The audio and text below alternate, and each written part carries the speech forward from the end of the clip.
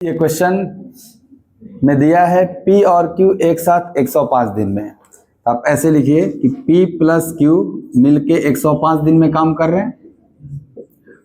फिर इसके बाद दिया है Q और R मिलके 90 दिन में, यानी Q प्लस R लिखिएगा 90 दिन। और दिया है कि P और R मिलकर 126 दिन में, तो आप P प्लस R का टाइम लिखिएगा 126 दिन। आपको निकालना है P plus Q plus R का टाइम। तो आप सबसे पहले वर्क डिसाइड करिए कितना लेना चाहिए आपको। यहाँ जो टाइम है इनका एलसीएम जो आएगा उसी को हम वर्क मान लेंगे। तो आपको पहले, हाँ गुड, आपको पहले इनका एलसीएम निकालना है। अब एलसीएम निकालना भी एक चैलेंज है कि सर अभी स्टार्टिंग में चैलेंज है, बाद में तो धीरे धीरे एक्सपर्ट हो जाएगा, जल्दी जल्दी निकलेगा। एक सिंपल तरीका से एलसीएम निकलता है 105, 90, 26 लिख के से 2 से गया, जिससे से गया। दूसरा तरीका हम आपको बताते हैं। आप जिन नंबरों का एलसीएम निकालना है उसमें सबसे बड़ा नंबर ले लीजिए। इन तीनों में सबसे बड़ा क्या है उसको आप यहां लिख लीजिए, ठीक।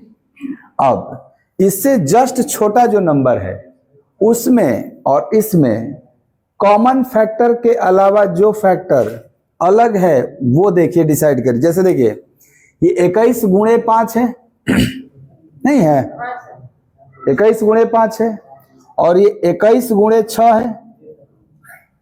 तो हमने इसको तो पूरा पूरी ले लिया।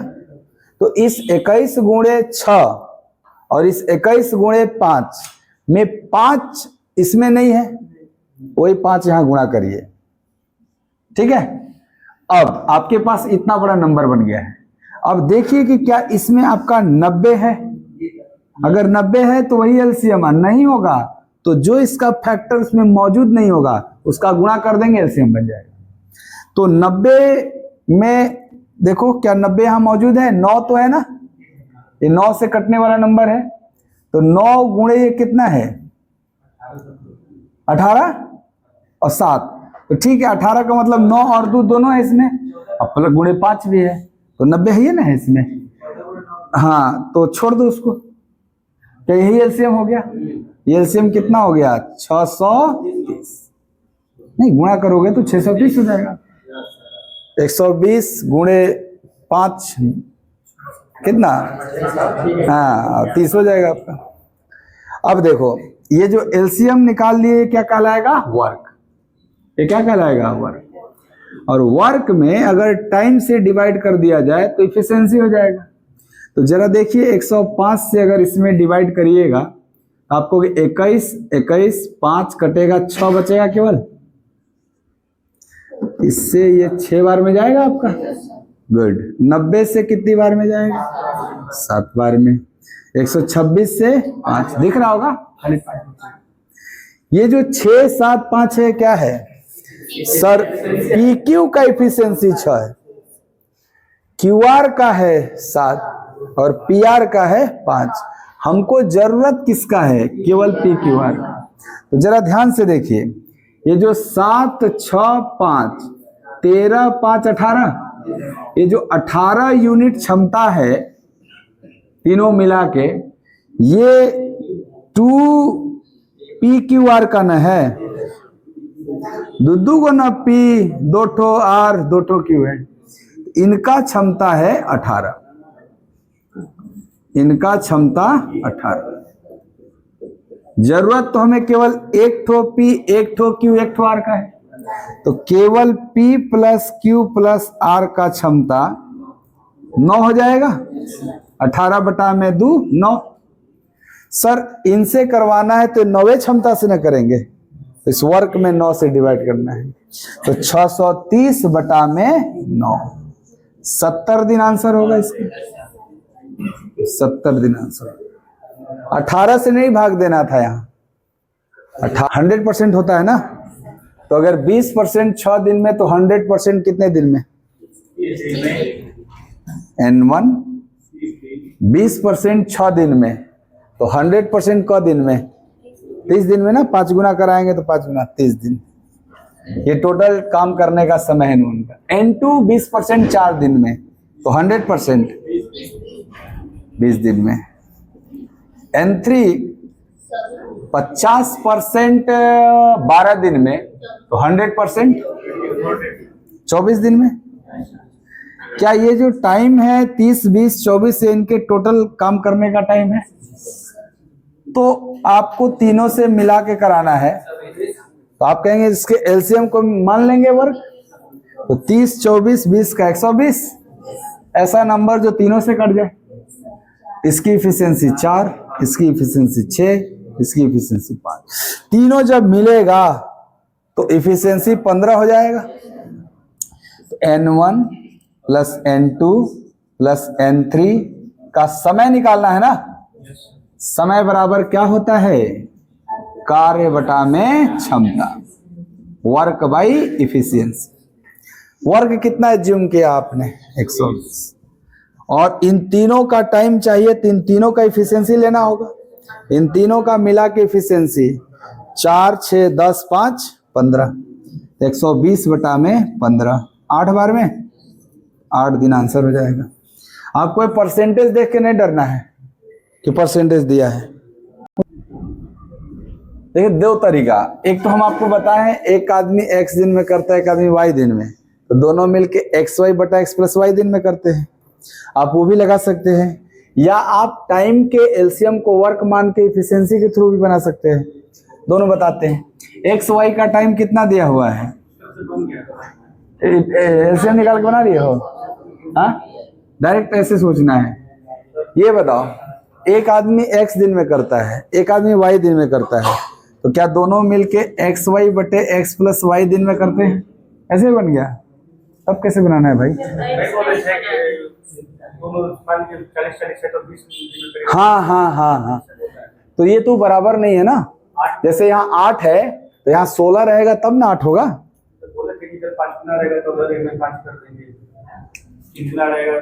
नहीं नहीं नहीं, वैसा नहीं है। वो अलग। हाँ हाँ हाँ, इसको ऐसे ही बना लो। 8x इंटू वाई बटे में x प्लस वाई बराबर 8 दिन दिया हुआ है मिला के। x का मान कितना है? 40, तो 40 गुणे y बटे में 40 प्लस y बराबर 8 आने के लिए कौन सा ऑप्शन सही है?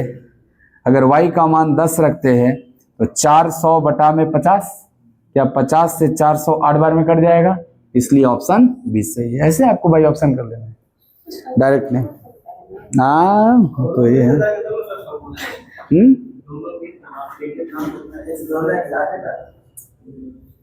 लिए गए समय में 1/8 भाग, इसका मतलब समझ में आ रहा है कि टी जितना टाइम में 1/8 भाग किया है, एस टी से आधा काम करता है। मतलब भी तो समझना है, हिंदी में लिखा है, मतलब समझना है कि टी द्वारा लिए गए समय में, मान लो टी 1 घंटा समय लिया, तो उतने ही समय में लिए गए समय के 1/8 भाग में, यानी टी 1 घंटा लिया तो उसका 1/8 भाग में 8 घंटा मान लो कि टी द्वारा लिए गए समय के 1/8 भाग बोल रहा है ना, तो मान लो कि टी 8 घंटा ले रहा है टाइम, तो उसका 1/8, तो 8 घंटा का 1/8 1 घंटा होगा, यानी 1 घंटा में एस टी से आधा काम करता है, यानी टी 2 यूनिट काम किया होगा तो एस 1 यूनिट कर रहा है। ये इसका मतलब। बोलो, चक्कर आ गया, कोई बात नहीं, फिर से समझिए। नहीं नहीं, खोज नहीं रहे। हाँ हाँ समझ गया। हाँ गुड गुड गुड, 8 से पकड़ लो बस। हाँ 8 से पकड़ लो। ये हाँ नहीं नहीं, ऑप्शन पे नहीं आओ। अभी देखो, ये देखो, ये देखो, इस लाइन का मतलब तुम समझोगे तभी जाके क्वेश्चन ब्रेक होगा ना। फिर से हम समझा रहे हैं कि क्या इसमें 2 लोग कार्य करने वाले हैं। कौन कौन? एस और टी, है ना, एस और टी। पहले इनके समय का चर्चा हो रहा है, समय का हम पहले बात कर लेते हैं, उसके बाद हम इनके आगे कार्य का भी चर्चा हुआ है, तो दोनों बात करते हैं कि समय का किस तरह से इंफॉर्मेशन दिया है कि टी द्वारा लिए गए समय के 1/8 भाग में, यानी टी जितना टाइम लेता होगा, सपोज टी x घंटा लेता है सपोज, तो क्या x का 1/8 x गुणे 1/8 s लेता है? तो बताओ यहाँ टाइम का रेशियो आपको 1:8 दिखेगा कि नहीं? इसीलिए मैं बोला टी को 8 मान लो ताकि ये 1 हो जाए। आगे समझ में आता है? कार्य की क्या बात है कि s t से आधा काम करेगा, यानी t जितना करेगा उससे आधा s करेगा। तो मान लो t 2 यूनिट करेगा तो क्या s 1 यूनिट काम करेगा? तो इस एक लाइन में आपको s और t का टाइम रेशियो भी दिख रहा है और एस टी का वर्क रेशियो भी। क्या आप इफिशियंसी रेशियो निकाल सकते हैं? सर इफिशियंसी बराबर क्या होता है? Work by time. इफिशियंसी बराबर वर्क बाई टाइम। तो एस का वर्क कितना है? 1 और एस का टाइम कितना है? 1। क्या 1/1 एस का इफिशियंसी होगा? टी का वर्क कितना है और टी का टाइम कितना है? 2/8। अगर ये कटेगा 4 और यहाँ 4 तो क्या इनका इफिशियंसी रेशियो 4:1 आएगा? इफिशियंसी रेशियो एस का इफिशियंसी कितना यूनिट और टी का इफिशियंसी रेशियो है। आगे देखो ध्यान से, वे मिलकर, वे मतलब दोनों मिलकर जैसे ही मिलेंगे क्या इनकी पावर 5 यूनिट हो जाएगी? दोनों मिलेंगे तो इनकी इफिशियंसी कंबाइंड 5 यूनिट, यानी 5 यूनिट से 60 दिन में काम करते हैं। वर्क बराबर इफिशियंसी इनटू टाइम। तो दोनों का मिला के इफिशियंसी कितना और टाइम कितना? तो क्या हम टोटल वर्क जो मानेंगे इस बार, क्या वो इफिशियंसी इनटू टाइम से? वर्क बराबर इफिशियंसी इनटू टाइम होता है। तो इफिशियंसी कितना? 5 और टाइम कितना लिया? 60। तो टोटल वर्क 5 गुणे 60 दिन, 5 गुणे 60 दिन, यहां दिन लगा हुआ है 60 के साथ, ये तो यूनिट में है आपका। बोल रहे एस अकेले कितने दिन में करेगा? एस का क्षमता कितना है? 4। तो एस का समय निकालना है, तो एस का समय निकालने के लिए ये वर्क जो आ गया 300 आ गया ना 300, क्या इस 300 में एस के क्षमता से भाग देना होगा? एस का क्षमता कितना है? 4। तो 4 से भाग देंगे तो 75 बार में जाएगा, इसीलिए आपका आंसर 75 दिन होगा। ये दिन में ना है आपका वर्क, तो ये सी ऑप्शन से है आपका। 1/3 भाग 5 दिन में, तो पूरा काम करने में आपने पढ़ा है ना कि ये फ्रैक्शन को उल्टा गुणा कर देंगे पूरा निकल जाएगा। तो 5 गुणे 3 15 दिन। ऐसे ही बी का 2/5 भाग 10 दिन, तो पूरा करने में 5/2 उल्टा गुणा करेंगे 25 दिन। सी का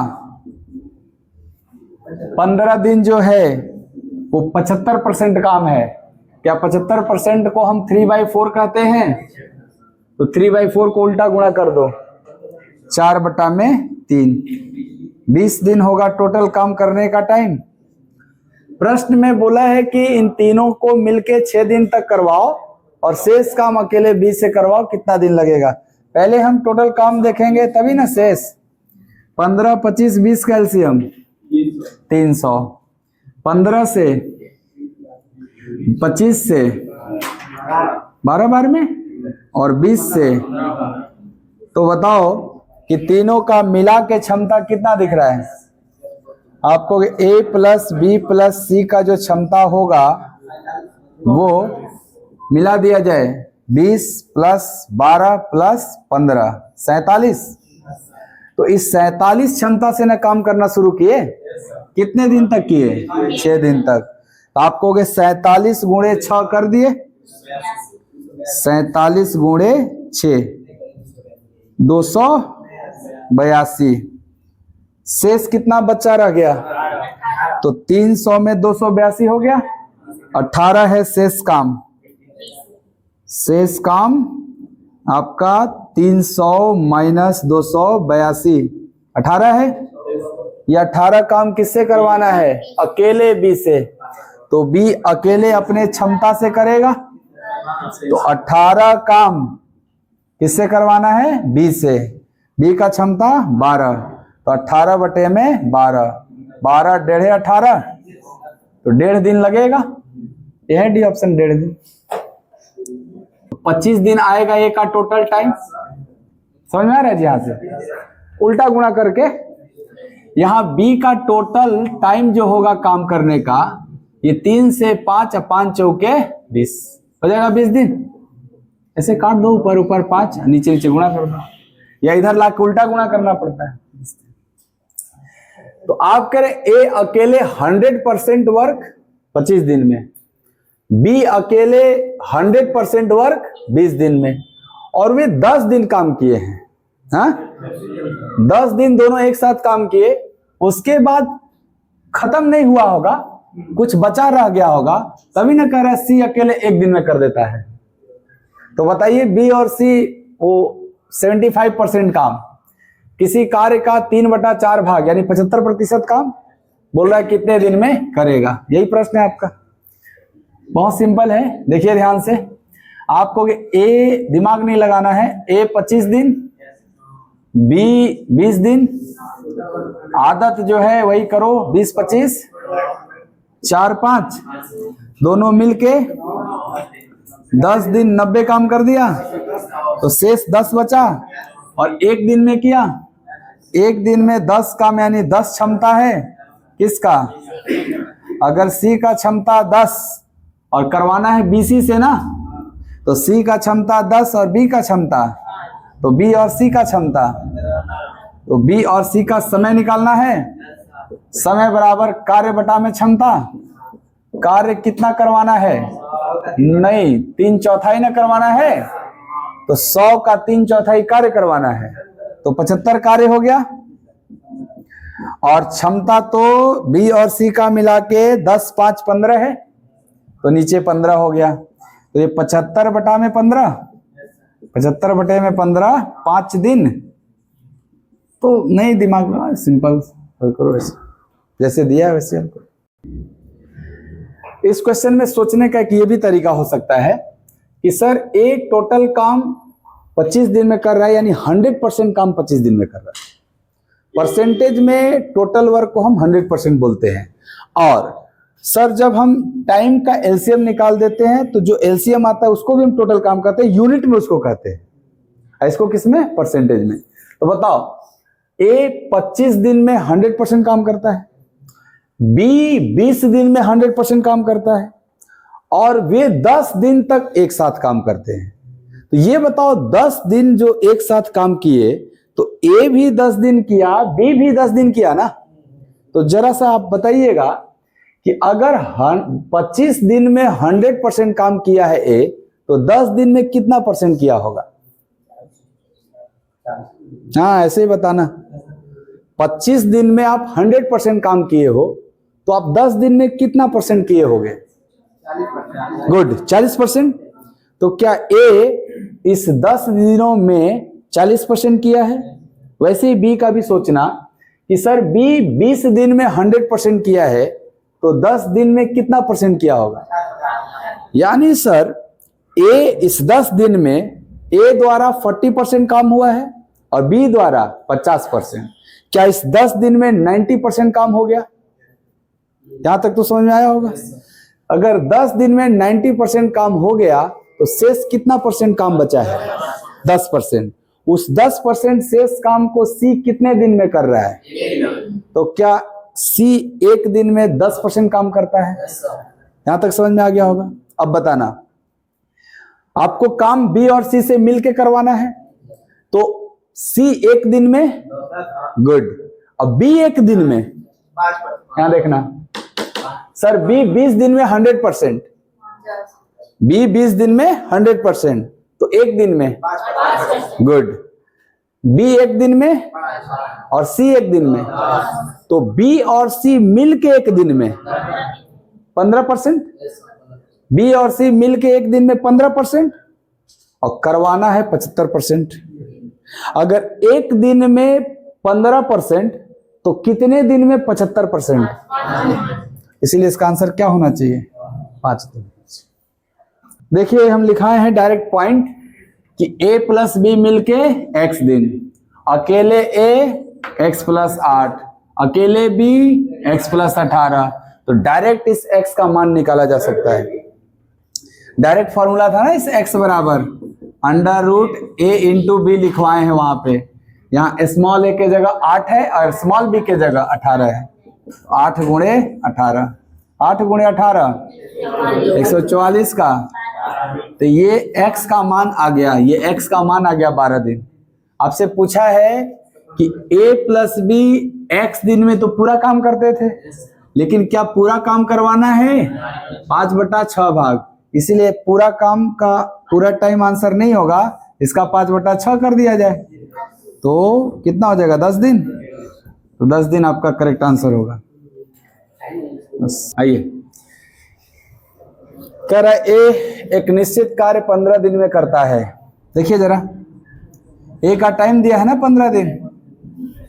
आगे पढ़िए, कह रहे बी ए से 25% अधिक कुशल है। इसका मतलब है कि बी ए से 25% अधिक क्षमता वाला है। कुशलता का मतलब यह हुआ। तो बी ए से 25% अधिक कुशल है। अगर ए की इफिशियंसी 100% है तो बी का 125% है। ये ना मीनिंग होता है। तो क्या इनका इफिशियंसी रेशियो 5:4 है? ये 5:4 क्या है सर? इनका इफिशियंसी रेशियो है, क्षमता रेशियो है ना। चलो, वर्क भी तो मिल ही गया तुमको।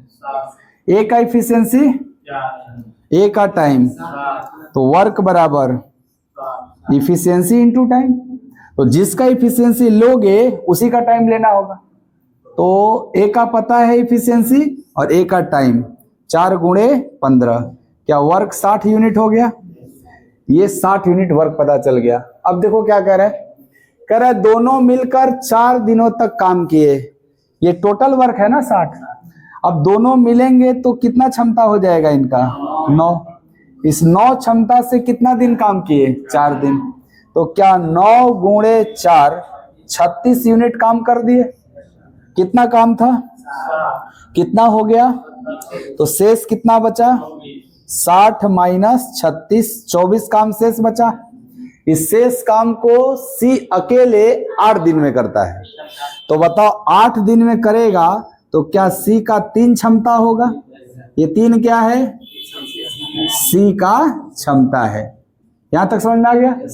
अब कह रहा है तीनों मिलकर, कौन? ए बी सी, ए का क्षमता, बी का, सी का मिला के, यानी ए बी सी का मिला के क्षमता 12 यूनिट। इनका समय क्या होगा? ए प्लस बी प्लस सी का समय। आप कहोगे समय बराबर होता है कार्य बटा में क्षमता। कार्य कितना माने थे? टोटल 60। और क्षमता कितना हुआ? आप कहोगे सर ए का है 4, बी का है 5 और सी का है 3। तो 60 बटा में 12 यानी 5 दिन। तो 5 दिन करेक्ट आंसर है आपका। अभी हो जाएगा। एक कार्य को पूरा करने में अरुण से दुगना और संजीव से तिगुना समय लेता है। समय का तुलना हुआ है किसके किसके? अजीत किससे? अरुण से, और एक और व्यक्ति है संजीव, है ना। थोड़ा ध्यान से देखिएगा, समय दे रहा है किसका? अजीत का। अरुण से दुगना और संजीव से तिगुना। क्यों ना हम इसको 6 यूनिट मान ले, क्योंकि 2 और 3 कैल्शियम 6 होता है। ये अजीत अरुण से क्या था? दुगना। तो अगर अरुण 3 रहेगा तभी ना 3 का दुगना 6 होगा। और संजीव अगर 2 रहेगा तभी 2 का तिगुना 6 होगा। बोलिए क्या ये टाइम रेशियो है तीनों का? यही तो समझना है। देखिए, एक व्यक्ति का 2 व्यक्तियों से तुलना हो रहा है। अजीत के ही बारे में कह रहा है, देखना ध्यान से। ये अरुण से क्या होना चाहिए? दुगना। अजीत को कह रहा है कि अरुण से दुगना, और इसी अजीत को कह रहा है कि संजीव से तिगुना। यानी एक आदमी किसी एक से दुगना भी है और किसी अन्य से तिगुना भी है। तो दुगना भी होना है उसको और तिगुना भी होना है, तो क्यों ना 2 और 3 का प्रोडक्ट हम इसको 6 यूनिट माने। इससे फायदा क्या होगा कि जिससे दुगना होना होगा हम उसको 3 लेंगे, क्योंकि 3 का दुगना 6, और जिससे तिगुना होना होगा हम उसको 2 लेंगे, ताकि 2 का तिगुना। अब बोलिए समझ में नहीं? हाँ, तो ये क्या रेशियो हो गया? Time ratio. ये किसका रेशियो हो गया? टाइम का। कह रहे वे तीनों एक साथ कार्य करते हुए 53 घंटा में कर सकते हैं। ये बताइए सर, यहां जो ये टाइम का तुलना हुआ, या सब जो दिया हुआ है तो सेम वर्क के लिए दिया हुआ है। तो जब भी वर्क कांस्टेंट होता है या समान कार्य अलग अलग व्यक्ति से करवाया जाता है, तो समय का उल्टा क्षमता होता है क्या? इफिशियंसी रेशियो जो होगा, क्या वो टाइम का इनवर्स होगा? तो बताइए 6, 3, 2 का इनवर्स रेशियो क्या होगा नीतीश कुमार?